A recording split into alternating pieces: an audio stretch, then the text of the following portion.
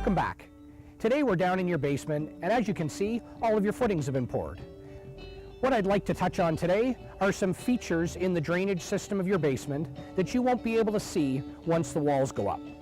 As you saw when we were forming the footings last week, you would have seen these crossover pipes going underneath the footing. What these do is they allow for drainage on both the inside and the outside of your foundation. In a minute, we'll go over and look at the sump pump, which is where all the water gets pumped out of your home.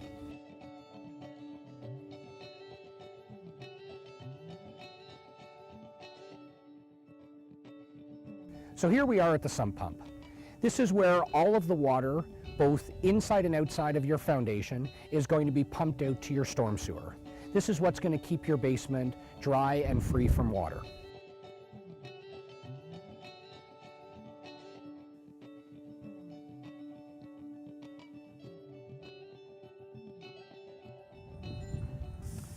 Next time we meet, your walls will be formed and we'll be talking about exterior waterproofing and underground plumbing. So until next time, have a great day.